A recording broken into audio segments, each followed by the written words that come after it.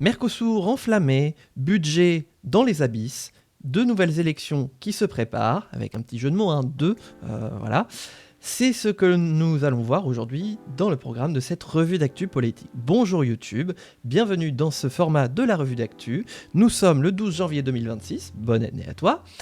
Et nous allons faire un petit tour de l'actualité pour redonner un petit peu de sens et de compréhension à ce qu'on a vu passer dernièrement. Et donc on va commencer, comme je vous ai dit, on va avoir trois thèmes principaux, le Mercosur, le budget et les élections, en substance, au pluriel, élections, avec quelques articles que je vous ai préparés pour revenir sur tout ce qui s'est passé et faire un point d'étape sur la situation.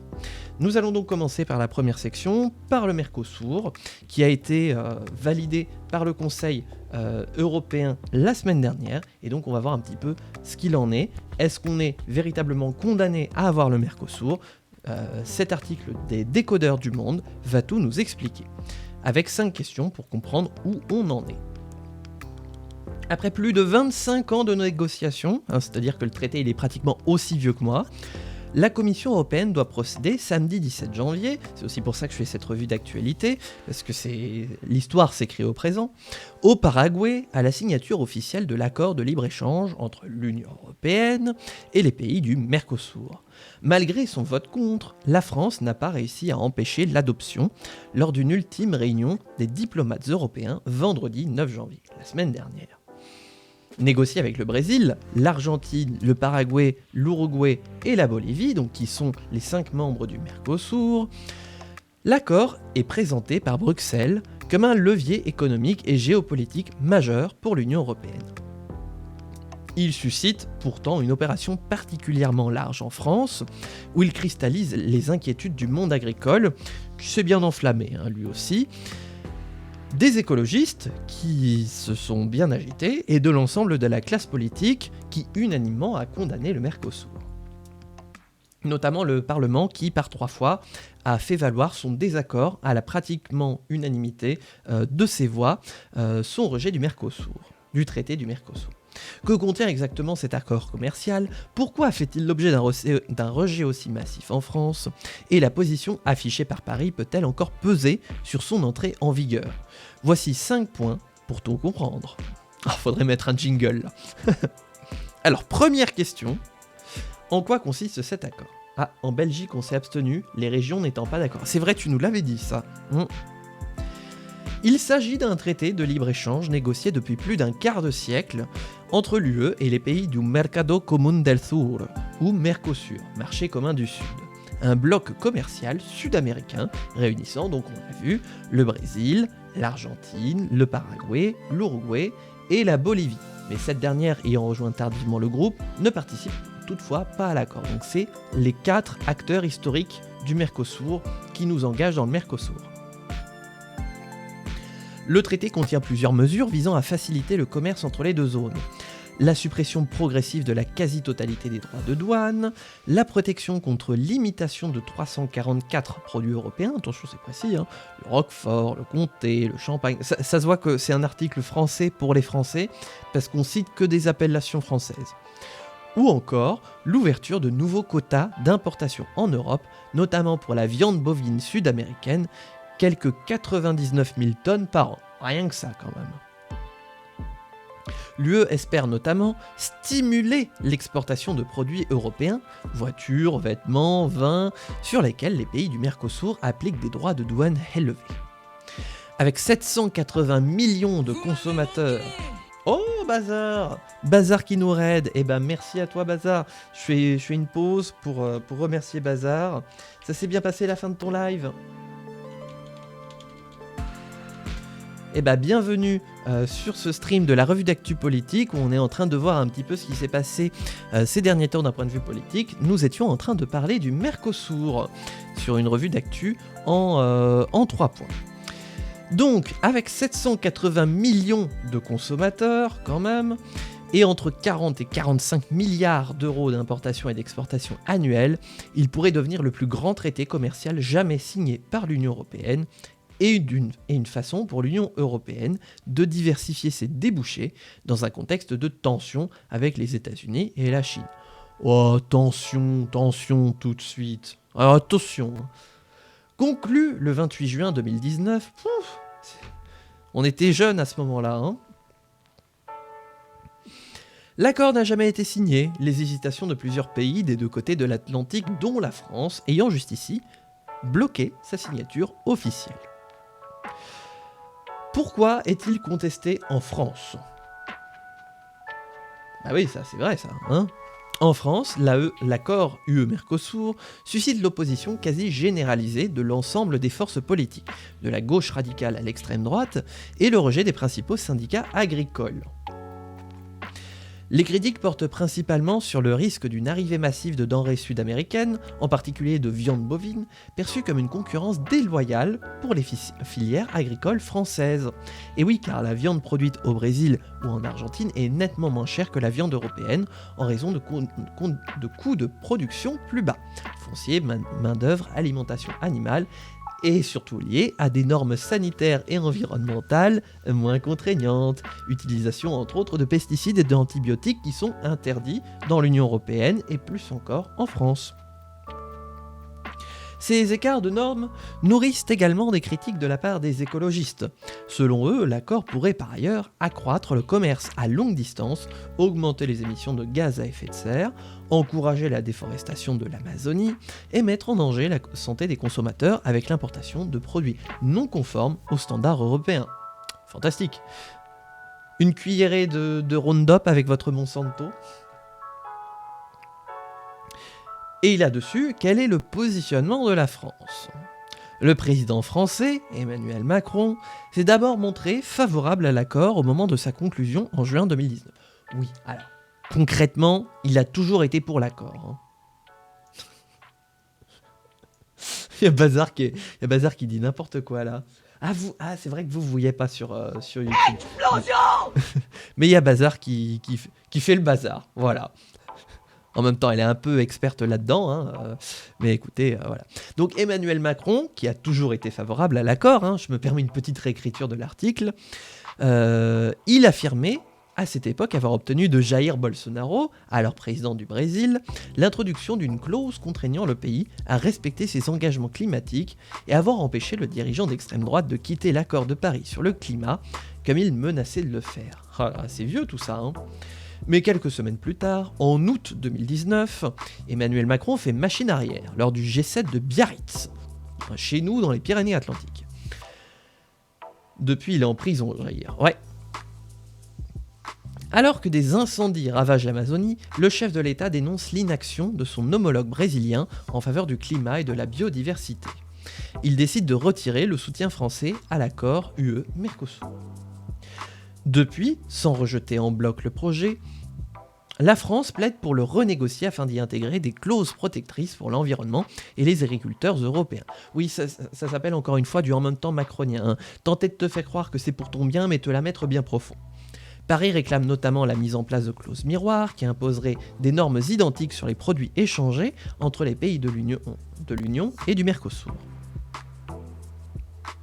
L'exécutif français réclame également le durcissement de la clause de sauvegarde, un mécanisme qui permet à la Commission de rétablir temporairement des droits de douane si les échanges de certains produits sensibles, le poulet, le bœuf, le sucre, l'éthanol, explosent. Ah bah tiens, Max avait anticipé l'article, au risque de déstabiliser le marché. Il faut faire adopter les normes européennes par le Mercosur. Effectivement, parce que cette histoire de clause miroir, c'est n'importe quoi. Puisqu'en fait, à partir du moment où il y aura des normes soi-disant environnementales qui ne seront pas du niveau de celles de l'Union européenne, mais qui sont adoptées par celles du Mercosur, eh bien, ça vaudra normes européennes.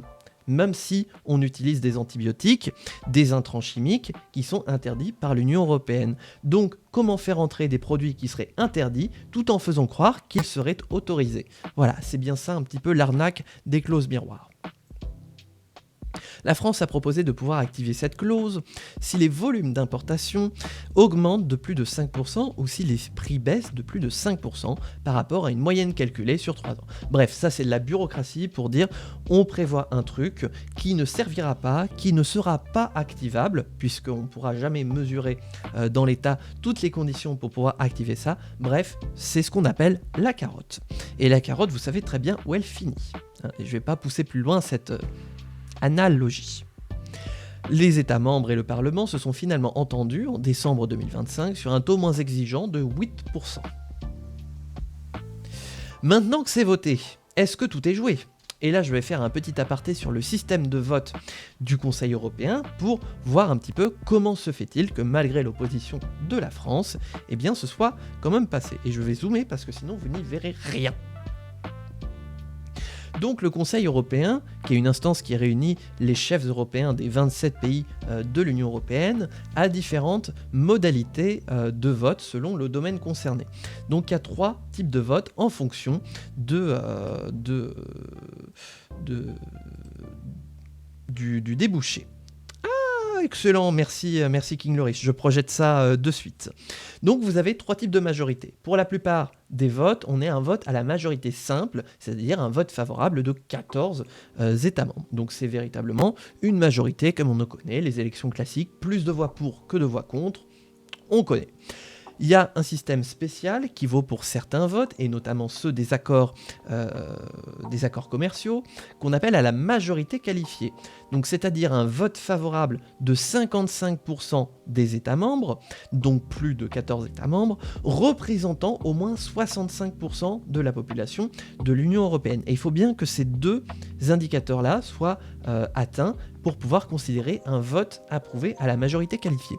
Si vous avez plus de 55% des États membres, mais que vous n'avez pas 65% de la population de l'UE, dans un vote à la majorité qualifiée, votre vote, il ne passe pas. Voilà, on relance un cycle de négociation, de débat, de clarification, de discussion, etc. pour voir si on y arrive. Donc c'est pour notamment les traités commerciaux, comme je vous ai dit, à la majorité qualifiée que ça se joue.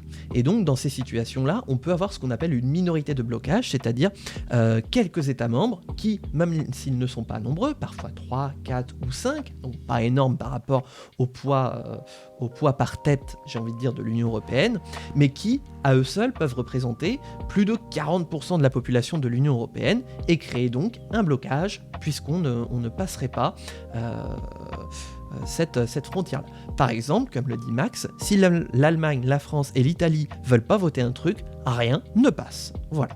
Et donc il y a un dernier système de ratification du Conseil européen à l'unanimité, c'est-à-dire que tout le monde, absolument tout le monde, des 27 doit voter pour. Il doit y avoir 27 voix pour, pas une seule qui manque, pas une abstention, pas un vote contre, sinon ça ne passe pas.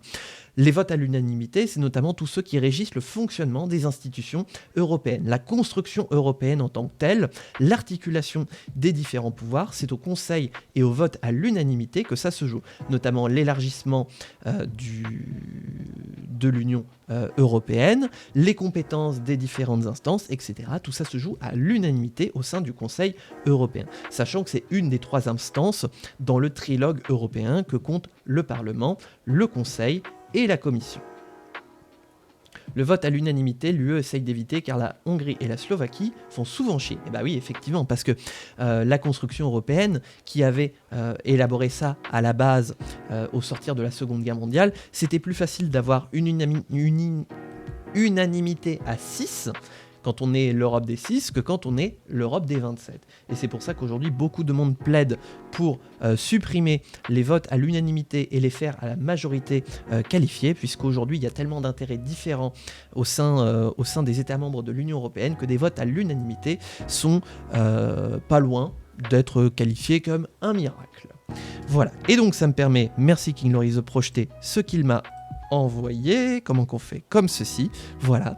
Vous pouvez voir présentement ici les votes des différents pays par rapport au Mercosur, donc qui était un vote à la majorité qualifiée, 55% des États, 65% de la population européenne. Nous avons donc une très grande majorité des pays qui ont voté pour. La Belgique s'est effectivement abstenue, et nous avons donc 2, 4, 5 je crois, oui, 5 États qui ont voté contre, dont la France, l'Irlande, la République tchèque, la Slovaquie et la Pologne. Voilà, et donc comme on n'avait pas atteint le seuil des 35% de population nécessaire pour faire blocage, eh bien l'accord est quand même passé. Ah, ça ferait 29%. Ah ouais, donc on n'était pas loin, hein. Bah, En fait, on était, il n'y a pas longtemps, on était encore dans la situation de la minorité de blocage, puisque l'Italie était contre jusqu'à il y a peu. Et donc rien qu'avec le poids démographique de l'Italie, ça suffisait à effectivement passer le cap. Ah, intéressant. Est-ce que la Belgique aurait pu jouer un rôle? Combien de pourcents la Belgique représente? Genre 11 millions en plus, ça fait 33%. Et en vrai, 32-33%, ok. Donc, mais on y aurait presque été, quoi. Bah, n'empêche que mine de rien, comme c'est une abstention, ça retire... Parce que de l'autre côté, il faut 35% de blocage, mais il faut de l'autre côté 65% d'approbation. Donc, mine de rien, rien que le fait que la Belgique se soit abstenue, ça a retiré un petit peu à la majorité qualifiée. Voilà donc un petit peu pour faire le lien sur la démocratie qui s'est exprimée au Conseil européen. Je grince des dents à l'idée de prononcer le mot démocratie parce que... voilà. Alors, est-ce que tout est joué maintenant que c'est voté? Donc malgré ces efforts, la France, l'Irlande, la République tchèque, la Slovaquie et la Pologne, on va pas oublier nos collègues européens, ont échoué à convaincre suffisamment de pays pour rassembler une minorité de blocage lors d'une réunion à Bruxelles des ambassadeurs européens vendredi 9 janvier. L'accord a donc été officiellement validé dans la foulée par un vote écrit des 27. Même si la présidente de la Commission européenne, Ursula von der Leyen, a prévu de se rendre samedi 17 janvier au Paraguay pour aller apposer sa signature de l'UE à l'accord, le dossier n'est pas encore clos. Ce n'est pas fini. La messe n'est pas dite, oui voilà, avait prédit Jean-Noël Barrot, le chef de la diplomatie française, le 7 janvier, sur France Inter. Je n'aurais pas dit mieux. En effet, pour être ratifié, l'accord doit encore être approuvé par le Parlement européen, où une majorité favorable n'est pas totalement garantie. Et oui, puisque ça va être les mêmes conditions de vote, je crois même que c'est même aux 2/3 du Parlement européen pour approuver le Mercosur. Là, j'ai un doute là-dessus. Je vous laisse, si vous avez l'info, n'hésitez pas à venir me la confirmer ou quoi. Je crois que c'est une majorité des 2/3 qui se joue au Parlement européen. Donc, effectivement, c'est pas joué. L'accord pourrait toutefois entrer en vigueur avant même ce vote, en vertu d'un mécanisme d'application provisoire, comme l'explique le réseau de médias Euractiv, avec le risque de devoir l'enterrer en cas de rejet ultérieur par les eurodéputés. Oh, ce serait dommage. Donc on n'oublie pas, on mobilise les eurodéputés, même si, bon, effectivement, comme le dit King Loris, en France, il y a fort à parier que l'intégralité des eurodéputés votent contre. Un autre levier pourrait par ailleurs compliquer l'avenir de l'accord, la saisine de la justice européenne pour contester la légalité de la procédure de ratification choisie par la Commission européenne, vue par certains comme une façon de contourner l'opposition de Paris et de certains parlements nationaux hostiles. Et oui, parce que normalement, les parlements nationaux ont aussi leur mot à dire dans l'approbation du Mercosur. Et comme notre parlement, notre bon vieux parlement français, l'Assemblée nationale et le Sénat, ont par 3 fois affirmé leur opposition à la quasi-unanimité, puisque je crois que sur les 890 élus du Parlement, les traités de Mercosur ont été rejetés à, je crois, 885 voix. Voilà, quelque chose comme ça. C'est dire à quel point il suscite une hostilité absolument unilatérale en France. Cet examen, que la France ou le Parlement européen ont le pouvoir de réclamer, peut retarder la procédure de plusieurs mois, voire la compromettre en cas de décision favorable. Donc on a un deuxième levier qui est celui de la justice. Mais si ça passe, la France peut-elle refuser d'appliquer ce traité? Et là, on va grincer des dents, modèle sévère. Malgré le vote contre l'accord UE-Mercosur de Paris, la France ne peut pas, à elle seule, empêcher son adoption ni refuser ensuite de l'appliquer. La politique commerciale relève d'une compétence exclusive de l'Union européenne. Ça fait partie des règles de fonctionnement de la construction européenne. Il y a ce qu'on appelle des compétences exclusives et des compétences partagées entre les États souverains et l'Union européenne. Une compétence exclusive étant celle que soit l'Union européenne, soit un État membre exerce et sur laquelle l'autre instance ne peut pas avoir de droit de regard dessus. Une compétence partagée, à l'inverse, c'est une compétence qui est exercée par les deux. Et donc la politique commerciale, c'est une compétence exclusive de l'Union européenne. Nos représentants nationaux n'ont pas le droit de demander des comptes une fois que c'est en place. La politique commerciale, blablabla, ça on a lu, la Commission européenne négocie au nom des 27 sur la base d'un mandat accordé en 1999 par les États membres, dont la France.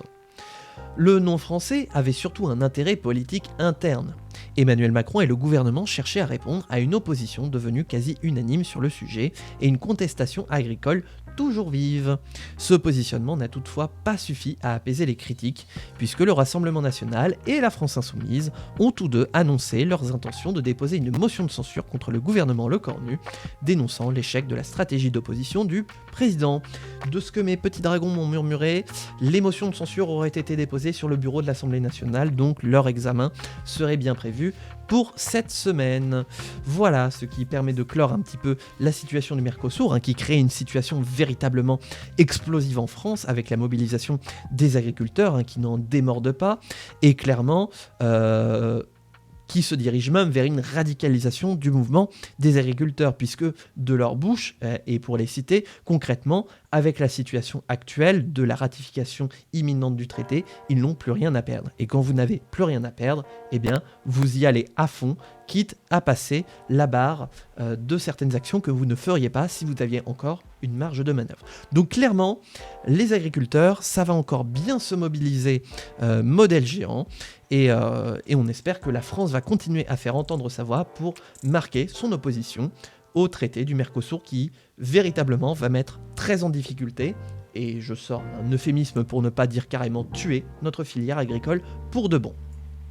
Vous me direz, l'Allemagne aime bien tuer les filières des autres pays pour rester le seul pays compétitif et profiter des exportations comme des importations, mais ça, je m'égare. Voilà, donc ce qui permet de clore un petit peu ce premier sujet du Mercosur. Je vous propose de parler un petit peu du deuxième sujet brûlant de l'actualité en ce moment. Il s'agit du budget, et oui, car nous sommes toujours, en tant que tel, sans budget à l'heure actuelle. Nous roulons avec l'exercice 2025 prorogé par loi spéciale en attendant l'adoption d'un budget définitif. Maintenant que les vacances sont passées, j'allais dire les députés. Si, oui, ils se sont remis au travail, surtout le gouvernement, pour tenter de trouver une solution. Nous aussi jusqu'en mars. Ah oui, c'est vrai. Donc vous êtes en train d'activer les 12e, c'est ça ? Parce qu'en Belgique, eux, ils ont un système spécial. Ils prévoient leur budget en 12e. Donc là, vous êtes en train de claquer vos 12e. Longue histoire, je vous expliquerai un jour. Non mais on fera une revue d'actu spéciale, comprendre le budget belge. Dites-moi YouTube si ça vous intéresse, bien sûr, de comprendre un petit peu plus la fabrique de la loi en Belgique, quoi, voilà, ça m'intéresse. Donc nous, en France, on a repris le chemin des discussions, du travail et de la question, avec un grand LA majuscule, de savoir, la France aura-t-elle un budget ? Il y a un accord global, et il y a blocage sur quelques points du budget. Bon, ça avance bien, dis donc, parce qu'il y a encore 2 mois, c'était le gouvernement tout entier qui devait tomber. Alors, revenons en France, et donc parlons du budget, puisqu'il a été soumis au travail des députés la semaine dernière en commission des finances, avant son passage en séance publique de l'Assemblée nationale, qui va donc commencer demain pour nous, au moment où on fait ce stream, cet après-midi, si vous voyez cette VOD, au jour de sa sortie. Voilà, et donc on va faire un petit peu le point sur la situation budgétaire. Déjà, ça part mal, et puisque vous le voyez à cet autre article du Monde, le volet dépenses a été rejeté en commission des finances par les députés. Les députés partaient de la copie adoptée au Sénat en décembre. Et oui, parce que c'est la dernière version qui a été adoptée à ce jour, et d'ailleurs la seule finalement. Elle sera débattue dans l'hémicycle à partir de mardi, et théoriquement jusqu'au 23 janvier. Pourquoi théoriquement jusqu'au 23 janvier ? Normalement, il n'y a pas de temps contraint. Si vous voulez, on peut faire péter. Si vous voulez, on peut se faire un truc. Alors, ce serait contre-productif. Mais littéralement, on peut demander aux députés de siéger, comme ils l'ont fait, nuit et jour jusqu'à la fin de l'année 2026, tant qu'il n'y a pas de budget. Techniquement, on peut le faire. Sauf hormis vacances de juillet, août, septembre. Le gouvernement entend toujours doter la France d'un budget avant la fin du mois qui permettent de repasser en dessous de 5% de déficit et de relever les crédits de la dépense. Je me permets, et ça m'a choqué, ils ont transféré 5 milliards du PLFSS vers le PLF. Mais non, de quelle ligne? 5 milliards de déficit?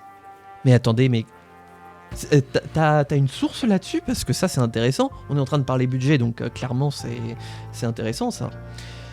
Les députés de la COFI, donc la Commission des Finances, ont relevé en nouvelle lecture la partie dépenses du budget de l'État samedi 10 janvier, comme ils l'avaient fait la veille sur la partie recettes. Donc, ils sont pas d'accord sur les recettes, ils sont pas d'accord sur les dépenses. Eh ben, ça s'annonce bien. Les groupes Rassemblement National, La France Insoumise, Écologiste et Sociale et Droite Républicaine ont voté contre. Les socialistes, les démocrates et le groupe Ensemble pour la République se sont abstenus. Les groupes Lyot, Horizon, Union des droites pour la République et Gauche démocrate et républicaine étaient absents lors du vote, selon des participants à l'agence France Presse. J'ai cru qu'ils allaient me dire que Horizon, UDR, GDR et Lyot avaient voté pour. Là, j'étais en train de me dire, mais c'est quoi ce budget de Tchernobyl? De Frankenstein, pardon. Le texte examiné en nouvelle lecture, après l'échec des discussions en première lecture en décembre, sera débattu dans l'hémicycle à partir de mardi et théoriquement jusqu'au 23 janvier. J'aimerais bien savoir pourquoi théoriquement jusqu'au 23 janvier. Ça m'intéresse. Les débats de la commission, qui n'ont qu'une valeur consultative et ont été marqués depuis jeudi par l'absentéisme des députés, n'ont pas permis d'entrevoir ce que pourraient être les termes d'un pacte de non-censure entre le gouvernement et le PS, dans l'hypothèse où le Premier ministre, Sébastien Lecornu, toujours lui, ferait passer son budget par 49.3 ou grâce à une ordonnance négociée. Vas-y, ouais, fais péter la source, on la regardera après cet article. Donc voilà un petit peu la situation actuelle, c'est-à-dire que le PS, qui ne voulait pas entendre parler du 49.3 en septembre, sinon Sébastien Lecornu se faisait censurer, est en train de dire en fait, est-ce qu'on peut avoir un budget par 49.3 s'il te plaît, parce que c'est pas qu'on s'en sort pas, mais on s'en sort pas là. Donc voilà, voilà un petit peu la position du PS, enfin la position, bon, les positions hein, qui ne cessent de changer comme d'habitude. Le rapporteur général du budget, Philippe Juvin des Républicains, avait proposé un rabot général visant à diminuer les crédits de toutes les missions budgétaires, donc c'est les grandes lignes budgétaires hein, concrètement, à l'exception des fonctions régaliennes, espérant dégager environ 6,2 milliards d'euros d'économies. Mais il n'a pas recueilli de majorité sur l'ensemble de ses propositions, les députés rejetant notamment les rabots sur les missions éducation ou écologie, érigées en priorité par le PS. Ces deux missions ont été rejetées en bloc, comme 9 autres, dont la santé, le sport ou l'action extérieure de l'État. Donc ce qu'on appelle les missions, c'est l'ensemble des lignes budgétaires pour dire dans l'écologie, on met tant de budget pour couvrir tant de dépenses, pour permettre de faire ça, ça, ça. Dans l'éducation, on met tant de budget pour ouvrir tant d'écoles, pour faire fonctionner tant d'écoles, pour avoir tant de profs, etc. Donc là, c'est dire à quel point personne n'est d'accord, puisque l'ensemble des missions ont été rejetées par les députés en commission. Et comme la composition des commissions de l'Assemblée nationale reflète l'équilibre des groupes politiques de l'Assemblée nationale, concrètement, on se dirigerait une nouvelle fois vers un budget qui n'est pas voté par l'Assemblée. Bah, plus ou moins, je crois que la commission des finances, c'est littéralement une petite Assemblée nationale en modèle réduit, en termes d'équilibre. 2 motions de censure de LFI et du RN. Les députés partaient de la copie adoptée au Sénat en décembre. En reprenant la version du Sénat sur ces missions et en tenant compte de l'ensemble des amendements adoptés sur les autres, les députés ont augmenté les dépenses de 6,8 milliards d'euros, a affirmé M. Juvin. Les députés ont donc encore creusé le déficit par rapport à la copie du Sénat, qu'il avait porté à 5,3% et même 5,4% en tenant compte des recettes rendues impossibles par la non-adoption du budget avant le 31 décembre, a-t-il déploré. Oui, parce que du coup, il y a des recettes fiscales en moins qui ne sont pas budgétisées depuis maintenant 12 jours, à l'heure où on fait ce stream. Le gouvernement entend toujours doter la France d'un budget avant la fin du mois, qui permette de repasser en dessous de 5% de déficit et de relever les crédits de la défense. Oui, mais ça, on l'a déjà lu. Tu te répètes, hein. Par ailleurs, Sébastien Lecornu, pris en tenaille entre la colère des agriculteurs, coucou le Mercosur, c'est pour ça qu'on a commencé par ça, et les menaces de censure à l'Assemblée, écrit dans un courrier au syndicat agricole que la promesse de 300 millions d'euros de nouvelles aides aux agriculteurs, annoncée la veille par la ministre de l'Agriculture, Annie Genevard, ne pourra entrer pleinement en vigueur qu'en cas d'adoption du budget 2026 par le Parlement. Là concrètement, vous pensez que Sébastien Lecornu s'adresse véritablement aux agriculteurs? Que nenni! Il s'adresse surtout aux députés pour dire « Bon, si vous voulez que la grogne des agriculteurs s'arrête, va falloir voter le budget là à un moment, va falloir arrêter de faire n'importe quoi, va falloir être responsable, voilà, et voter le budget. » Donc concrètement, c'est pratiquement un ultimatum qui est adressé aux députés de l'Assemblée nationale pour dire « Maintenant, faut voter le budget ». Le gars, ça fait 8 ans qu'il voit que ça fonctionne pas, mais il continue. Ah oui, Macron, oui. Le gouvernement va en outre devoir affronter 2 motions de censure déposées par LFI et le RN, en réaction à l'adoption du traité Union Européenne-Mercosur, honni par les agriculteurs et que Paris a échoué à bloquer à Bruxelles. Et donc tout ça a mis le feu aux poudres, parce que maintenant il y a 2 motions de censure. Plus que jamais, Sébastien Lecornu pourrait être sur la sellette, puisque ça commence à chauffer dans les bancs, et que si la motion de censure du RN a peu de chances d'être adoptée, en revanche, va y avoir plus de voix du côté de la motion de censure de LFI. Sachant que j'ai vu ton commentaire, King Loris, sur le fait qu'il y a toujours la menace d'une motion de censure des Républicains, qui sont déçus de ne plus être écoutés autant qu'en 2025 par le gouvernement qui choisit d'aller plutôt voir le PS plutôt que les Républicains. Bref, la tenaille se resserre d'autant plus sur Sébastien Lecornu. Donc, comme la lettre aux agriculteurs, mais qui est adressée aux députés pour dire « faut voter le budget maintenant, sinon la colère des agriculteurs, c'est pas fini », ne suffit pas, eh bien, dans le week-end, là c'est tout chaud, c'est tout frais, ça vient de sortir, Sébastien Lecornu a lâché un ultimatum, on va dire, c'est-à-dire qu'il a fait planer la menace d'une dissolution. Pourquoi Sébastien Lecornu met sur la table le scénario de nouvelles élections législatives en même temps que les municipales? Et là, c'est un véritable raz-de-marée qui s'est produit ce week-end par rapport à cette annonce, puisque d'une part, c'est pas de son ressort, et d'autre part, personne ne veut entendre parler d'autres élections en même temps que les municipales. Nous entamons donc notre 3e point de cette revue d'actu. Nous allons parler élections au pluriel. Alors que le Rassemblement national, comme la France insoumise, menace le gouvernement d'une censure à l'Assemblée, le Premier ministre a demandé à son ministre de l'Intérieur de préparer d'éventuelles élections législatives aux mêmes dates que les municipales, les 15 et 22 mars prochains. Tous les partis qui risquent de gagner disent chiche. Mais même, il y a même en fait d'autres partis qui ont dit « Mais vas-y Sébastien, dissous, mais tu seras tout seul dans ton histoire. Vas-y, dissous. » Puisqu'il y a même le groupe Horizon qui a dit « Non mais vas-y, dissous, on te regarde. » Voilà. Donc concrètement, il s'est un peu pris une claque, modèle géant, Sébastien Lecornu, et je vais vous expliquer pourquoi. Coup de bluff ou perspective inéluctable? Ah oui, non, c'est vrai que le zoom est bizarre sur France Info.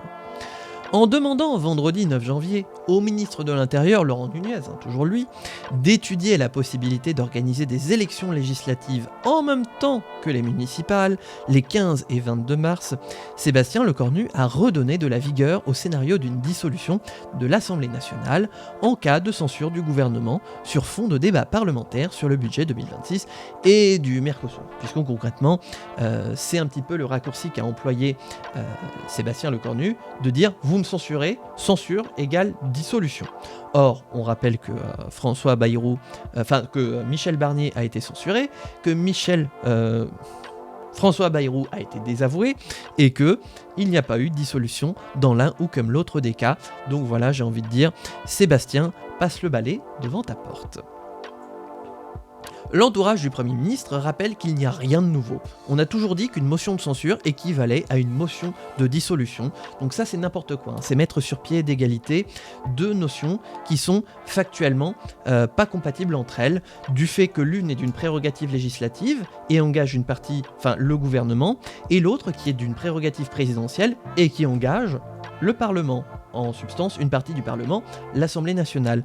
Donc voilà, c'est mettre sur le même pied deux éléments qui ne sont pas du tout à la même finalité. Donc bref, le raccourci est très grossier, Sébastien. Poursuit-il dans la lignée de la doctrine émise par Emmanuel Macron au moment de la nomination de Sébastien Lecornu en octobre 2025. Il s'agirait donc juste d'être prévoyant et de ne pas être pris au dépourvu en cas de censure, car organiser 2 scrutins le même jour réclamerait une logique importante. Et c'est là on voit un petit peu tout le sel de cette situation budgétaire. Emmanuel Macron ne cesse de le marteler, il veut que la France ait un budget avant la fin du mois de janvier. Voilà pourquoi un petit peu, entre guillemets, ça explique un petit peu la date théorique du 23 janvier. Or, il y a des motions de censure qui traînent, le risque pour Sébastien Lecornu de se faire renverser et donc potentiellement de dissoudre l'Assemblée nationale, puisque concrètement, c'est un petit peu ce que l'ultimatum envoyé par Sébastien Lecornu. Or, pour qu'il y ait censure de Sébastien Lecornu, il faut qu'il y ait donc motion de censure spontanée ou engagement du 49.3 sur le budget. Vous voyez un petit peu ce qui commence à se préciser. Concrètement, Sébastien Lecornu est en train de préparer le paysage à l'utilisation du 49.3 sur le budget. Et il appelle surtout les députés à ne pas voter la motion de censure en cas d'engagement du 49.3 sur le budget, puisqu'il est en train de dire « Alors attention, hein, parce que vous êtes déjà pris par vos élections municipales, c'est déjà ingérable et ça va être ingérable à gérer. Alors attention, hein, parce que nous on est tellement suicidaires qu'on est prêt à mettre de l'huile sur le feu, on est prêt à faire exploser le pays tout entier juste parce qu'on n'est pas content. » Donc ça c'est une strate de gamin qui est dernier au jeu de la cour de récré et qui décide de bouder et de le faire savoir à tout le monde. Voilà, c'est quelqu'un qui refuse de perdre, qui ne veut pas l'avouer, donc qui préfère dynamiter l'Assemblée nationale plutôt que d'assumer les conséquences de leur choix politique.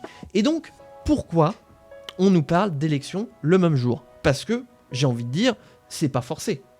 En fait, la situation, c'est que si effectivement il y a engagement du 49.3 à la fin du travail budgétaire, que ce soit à l'Assemblée nationale comme au Sénat, grosso modo, on serait sur fin janvier, début février.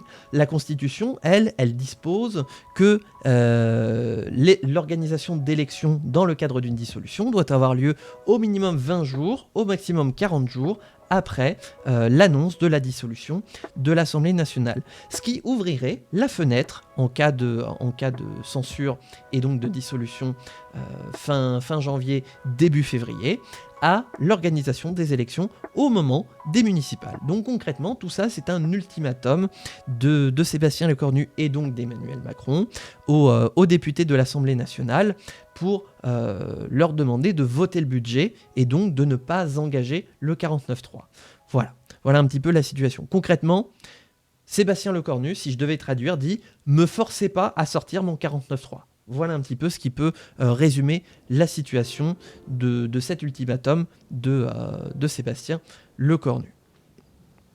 Parce qu'au pire, dissolution, il peut toujours y avoir, notamment à la fin des élections municipales, et d'ailleurs ce serait même la dernière fenêtre avant de gêner potentiellement les élections présidentielles, car comme il ne peut être organisé d'élections qui suivent l'élection d'une nouvelle Assemblée nationale, si dissolution il y a juste après les municipales, on organiserait des élections législatives fin avril, début mai, ce qui coïnciderait tout à fait avec l'élection présidentielle de 2026, qui redonnerait le pouvoir au prochain président de la République d'à nouveau dissoudre pour avoir de nouveau une Assemblée nationale dont le mandat soit concordant avec celui du président de la République en vertu de l'alignement des calendriers électoraux. Voilà un petit peu la situation, mais on en est encore loin. Mais donc tout ça, on nous met un ultimatum pour dire attention, hein, parce qu'on va demander aux Français de voter 2 fois, et vous n'êtes pas prêts à faire campagne sur 2 sujets en même temps. Hein. Donc voilà un petit peu le pari lancé par Sébastien Lecornu. Or, ce ne serait pas du goût des Français. Et ça, effectivement, c'est peu dire, c'est un truisme que de le dire. Derrière ce principe de précaution, s'agit-il aussi d'une stratégie politique pour mettre la pression sur l'Assemblée nationale ? Bon tout ça je viens de vous le dire. Le RN et LFI menacent le gouvernement d'une censure pour dénoncer la gestion par la France des négociations de l'accord du Mercosur, on l'a déjà dit 15 fois. Le gouvernement s'expose aussi à une motion de censure automatique si son chef recourt à l'arme constitutionnelle de l'article 49.3 pour faire adopter sans vote des députés le budget 2026. Un scénario envisagé dans le camp du Premier ministre. Car si jusqu'à il y a une semaine on disait 49.3, non, nous irons vraiment, nous suivrons le chemin, nous faisons confiance aux députés, nous croyons au compromis. Eh bien visiblement, le con est au gouvernement promis, et maintenant il se trame de plus en plus la possibilité d'utiliser le 49.3. Le Parti Socialiste, les écologistes, les communistes, voire les républicains pourraient-ils alors joindre leur voix aux motions de censure du RN et de LFI? J'ai envie de dire, verdict dans la semaine, puisque la motion de censure devrait être étudiée, potentiellement mercredi, sinon jeudi. Les groupes qui déposent ces motions, LFI et RN, sont des agents du désordre, commente l'exécutif. Comme d'habitude, on n'oublie jamais que le gouvernement qui nie le résultat des élections, qui utilise toutes les armes constitutionnelles pour se passer des rejets du Parlement, eux sont ceux de la responsabilité, et les oppositions qui font valoir leurs lois, leurs conditions pour travailler, eux sont des agents du désordre. Voilà, on n'oublie jamais les éléments sémantiques Voilà, les agents du chaos même, on pourrait dire, effectivement, Max. On n'oublie pas les éléments de langage. Je ne veux ni de la censure, encore moins de la dissolution, déclare Sébastien Lecornu lui-même dans Le Parisien samedi. Forcément, puisque quand on voit la tronche d'un potentiel bloc centriste à l'Assemblée nationale qui serait inexistant, concrètement, s'il y avait de nouveau dissolution, tu m'étonnes que Sébastien Lecornu, il ait pas très envie d'une dissolution. Il serait comme Gabriel Attal en train de se dire « Ouais, mais là, je perds ma majorité, en fait. » Voilà. Et d'ajouter « Mon combat, c'est la stabilité et repousser le désordre. » Putain. Oh là là là là. La motion de censure enverrait un signal dramatique au moment où on cherche le compromis et un message encore plus dramatique au vu de la situation politique internationale. Oui, voilà, comme quoi la démocratie qui fonctionne, c'est envoyer un très mauvais signal à l'international. On n'oublie jamais. Une mise en garde classique sur l'instabilité politique reprise par Nathalie Loiseau, députée européenne et membre d'Horizon. Ah, elle a changé de parti, Nathalie. Intéressant. Sur l'antenne de France Info samedi. La dernière fois qu'il y a eu une dissolution, est-ce que ça a réglé le moindre problème? Fait mine de s'interroger cette proche d'Édouard Philippe. Ancienne du GUD, tout à fait. Voilà. Tout à fait. On va pas s'écouter Nathalie, j'ai besoin de... On est lundi, il faut que je tienne jusqu'à la fin de la semaine. Lier le sort des municipales aux législatives est en revanche une nouveauté. Je crois que personne n'a intérêt à avoir une campagne des législatives en même temps que les municipales. Je pense que ce ne serait pas du goût des Français.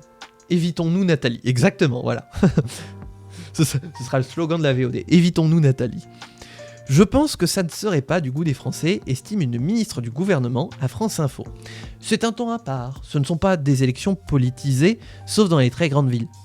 Oh punaise, c'est qui cette branquignole qui connaît absolument rien à la politique? Le principe d'une élection, c'est que c'est politique, puisqu'on tranche des questions, même dans les petites communes, c'est quoi? Non mais ça, voilà, on voit un petit peu les limites, et je dis limite pour ne pas insulter cette personne-là, de ce gouvernement qui n'existe pas en dehors de Paris, puisque ce gouvernement n'est composé que de gens qui ont grandi à Paris, dans des arrondissements très prisés, bref, dans un entre-soi très fermé, très bourgeois, très aristocrate, et donc qui ne connaît rien à l'exercice du pouvoir en dehors du 7e arrondissement de Paris, et donc qui considère que les élections dans les communes rurales sont des élections de seconde zone, alors que c'est bien là que se décident des choses très importantes. J'avais prévu d'ailleurs plusieurs articles pour vous parler des élections municipales dans les communes rurales, mais on va passer parce que j'ai d'autres trucs à voir entre temps. Mais bien sûr que c'est éminemment politique, puisque les communes rurales qui ont des moyens d'autant plus limités doivent décider quelles doivent être leurs priorités. Est-ce qu'on investit pour les écoles? Est-ce qu'on investit pour les routes? Est-ce qu'on investit pour du nouveau matériel pour les agents communaux? Tout ça, c'est éminemment politique. pour faire face aux demandes de leurs concitoyens, surtout dans un microcosme aussi réduit qu'une commune rurale de moins de 1000 habitants. J'ai grandi, moi, à la campagne, et je sais ce que c'est. J'étais, comment dire, une connaissance du maire de ma ville, et je le voyais bien galérer sur les projets, à essayer de tout prioriser, à essayer de trouver des bouts de chandelle pour trouver des euros, des centimes même d'euros pour financer des projets. Bien sûr que c'est éminemment politique, et c'est d'ailleurs un grand manque de respect vis-à-vis de ces élus-là qui font des heures absolument... qui perdent un temps et une énergie considérable à faire fonctionner leur petite commune avec une équipe qui, eux, ont toutes les bonnes volontés, parce que c'est ça dans les communes rurales, c'est essayer de trouver des gens qui ont toutes les bonnes volontés, toutes les bonnes énergies pour faire fonctionner une commune. C'est bien pour ça que souvent dans les petites communes, il n'y a qu'une seule liste, parce que c'est réunir celles et ceux qui sont motivés pendant 6 ans à faire fonctionner les communes. Et donc, c'est éminemment politique, parce que tout ça se décide en conseil municipal. On choisit des orientations, on vote un budget, on donne des priorités. Tout ça, c'est extrêmement politique. Voilà. Donc, évidemment que les élections municipales sont très politisées. Dans les métropoles, dans les communautés d'amélioration, dans les villes, dans les villages, dans les bourgs, toutes ces élections ont leur importance, et c'est pour ça qu'on fera un petit aparté sur les municipales. Elles sont très importantes, et je vous rappellerai les grandes dates justement pour ne pas rater les échéances. Et justement, c'est triste, les maires sont les derniers pôles de stabilité. Les maires, ce sont les élus les plus appréciés de France, ceux qu'on apprécie le plus de par leur proximité, de par le fait qu'ils sont là dans le quotidien des habitants, d'autant plus dans les communes rurales. C'est littéralement votre voisin, votre maire.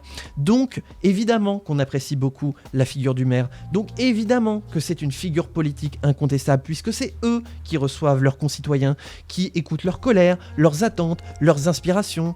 Donc c'est pour ça qu'à mes yeux, on ne doit pas mélanger les élections et faire les municipales en même temps que les législatives. Ce serait envoyer un signal extrêmement mauvais au pays. Vous voulez dissoudre ? Vous attendez la fin des municipales. Voilà.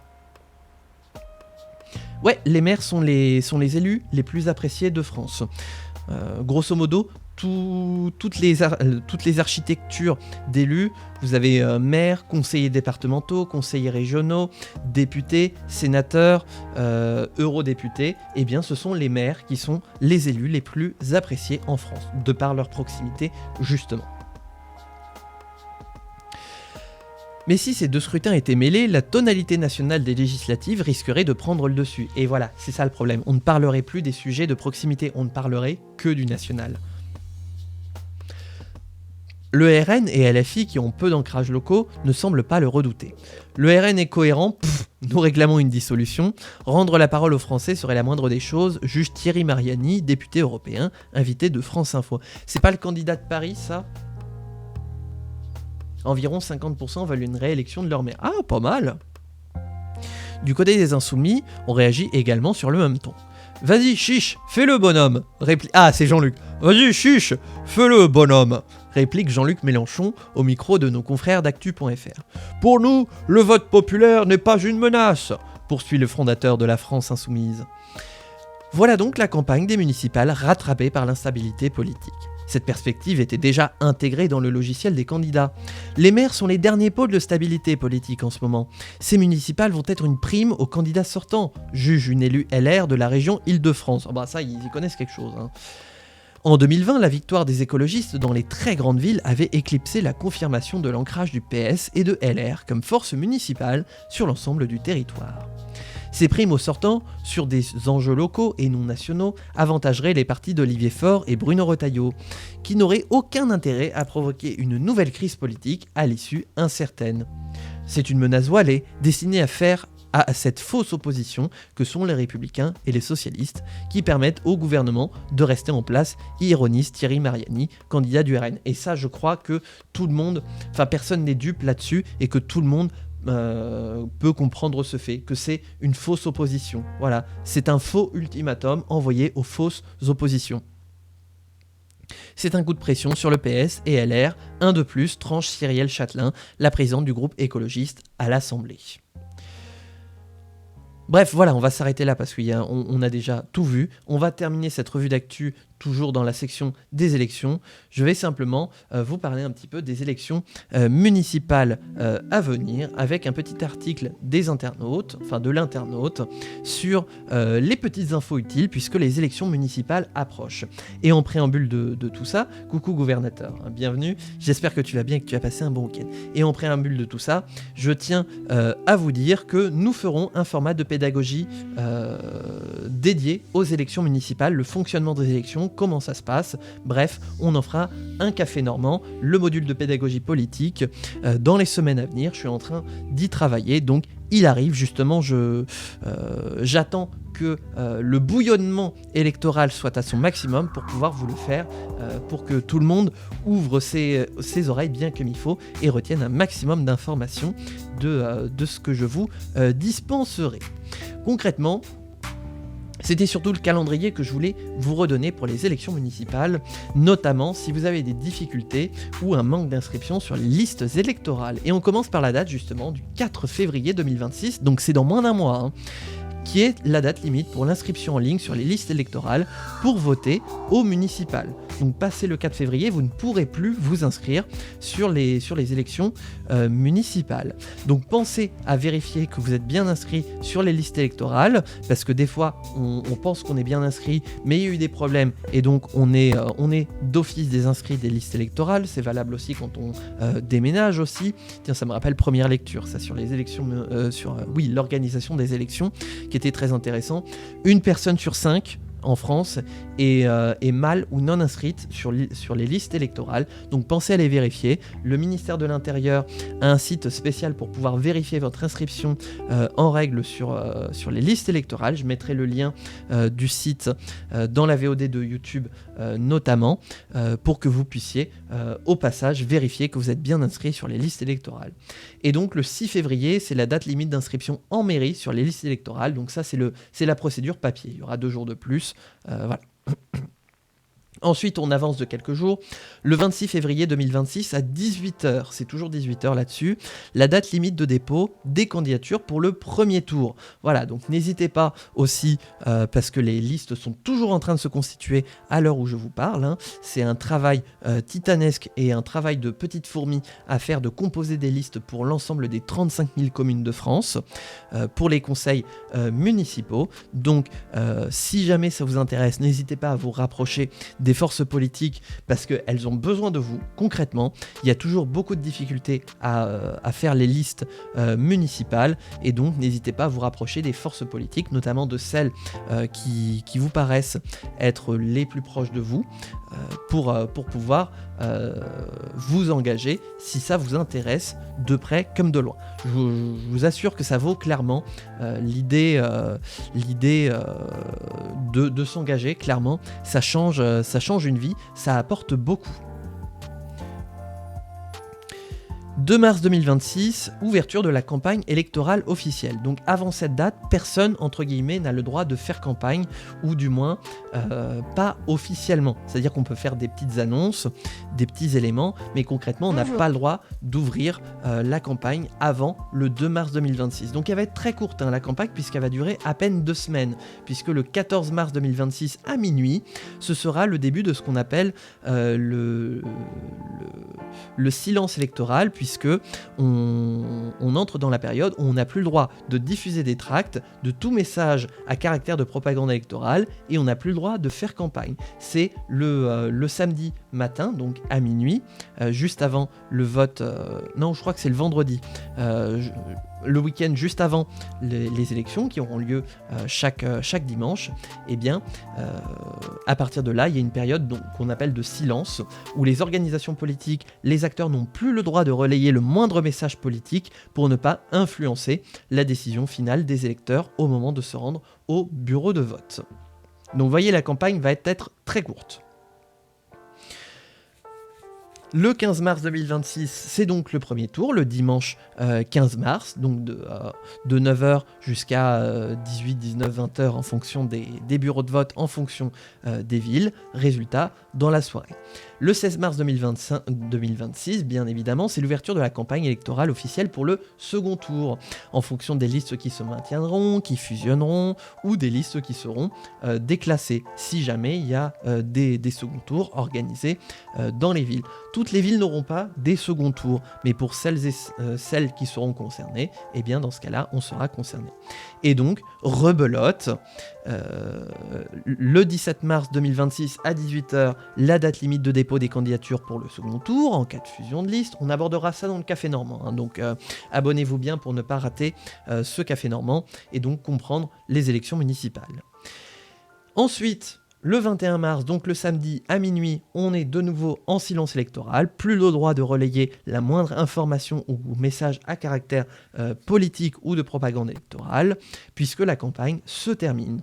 Le 22 mars, on vote au second tour de l'élection municipale, résultat, dans la soirée. Et donc 3 mois plus tard, le 22 mai 2026, donc 2 mois plus tard, c'est la date limite du dépôt de comptes de campagne à la Commission nationale des comptes de campagne et des financements politiques, qui permet d'attester la régularité des comptes de campagne et donc éviter que l'élection soit déclarée irrecevable. Voilà un petit peu ce qui permet de condenser les informations sur les élections municipales. Je vous relaisse encore un petit peu quelques instants le calendrier des élections municipales. Donc pensez à vérifier votre inscription sur les listes politiques, sur les listes électorales, et si vous voulez vous engager sur les élections municipales, il n'est pas encore trop tard pour vous rapprocher d'une organisation politique et donc faire partie des listes électorales. Voilà, n'hésite pas à vérifier bien sûr Max, hein, que tu sois bien inscrit sur les listes électorales françaises. On sait jamais. N'empêche que en tant que européen, si jamais tu emménageais en France, tu aurais le droit de vote au municipal. Voilà. Et donc on va terminer cette revue d'actu politique par des petites infos politiques que je voulais vous transmettre. Alors par contre j'ai pas d'affichage de prévu puisque j'ai un petit problème d'affichage là-dessus. C'est juste le dimanchissime de Politico qui nous permet d'avoir 3 news politiques qui vont arriver dans la semaine à venir. Bah vous savez quoi, tiens, je vais vous mettre ça. La cote d'approbation ou de désapprobation d'Emmanuel Macron en fond d'une manière générale pendant que je vous narre 3 éléments de l'actualité qui vont marquer cette semaine. Et donc ce sera un petit peu la conclusion de cette revue d'actu. Premièrement, on va parler justice, puisque Marine Le Pen tentera cette semaine de sauver sa candidature à la présidentielle avec l'ouverture du procès en appel dit des assistants parlementaires du Front National. L'ensemble de la presse revient sur de possibles évolutions de la stratégie de défense de la triple candidate à l'élection suprême et de ses co-prévenus, bien conscient que les tentatives visant à faire de ce procès une attaque politique n'avaient pas été du meilleur effet sur les juges en première instance. Les difficultés ne venant jamais seules, le baromètre du groupe Verian, publié dans Le Monde, indique que 56% des électeurs du RN estiment que l'actuel président du parti ferait un meilleur président de la République que sa prédécesseur. Deuxièmement, on va parler aussi un petit peu budget et surtout négociation. La Tribune dimanche nous informe d'un petit déjeuner partagé jeudi dernier par Sébastien Lecornu et le président du Sénat Gérard Larcher, en compagnie des présidents des groupes LR et centristes, Mathieu Darnaud et Hervé Marseille. Au menu des discussions, selon nos confrères, le projet de loi de finances. Rien, en revanche, sur la brève parue dans les colonnes de Challenge la semaine dernière, citant un élu de la Chambre haute, selon lequel le Premier ministre s'imagine remplacer Gérard Larcher dans un futur plus ou moins proche. Non, y a pas de concurrence, hein, c'est moi qui remplace Gérard Larcher. Non mais oh, il s'est cru où lui? Non mais le mec, ça y est, les premiers ministres, il peut se dire, il peut devenir président du Sénat, quoi. Le patron du palais du Luxembourg sera sans doute passé à côté. Ah, je l'ai raté, moi, ça aussi, comme info, du coup. Et bien sûr, troisièmement, nous allons parler groupe politique à l'Assemblée nationale, puisque le député PCF, Nicolas Sansu, a été suspendu par son parti après une plainte pour harcèlement, révèle la Tribune dimanche. La direction communiste indique avoir encouragé à son député à engager une démarche de soins concernant son addiction à l'alcool. Un verdict sans appel, qui n'a sans doute aucun lien avec les sorties fréquentes de l'élu du Cher contre les orientations stratégiques de son secrétaire national, Fabien Roussel. Voilà un petit peu ce qui permet de synthétiser cette revue d'actu politique. Voilà, tac, on va pouvoir s'arrêter là. Ouais, Nicolas Sansu, effectivement. J'espère qu'elle vous aura plu, que vous aurez passé un bon moment et que vous serez un peu plus au fait des grandes actualités politiques qui ont marqué notre pays la semaine dernière et qui vont continuer à infuser, j'ai envie de dire, la semaine prochaine. YouTube, si tu as apprécié cette VOD, n'hésitez pas à la liker, à commenter et à vous abonner. C'est important pour le référencement de mes vidéos et pour que plus de personnes découvrent le contenu que je fais. On se retrouve bientôt pour de prochaines aventures. D'ici là, portez-vous bien. Amusez-vous bien et ciao tout le monde!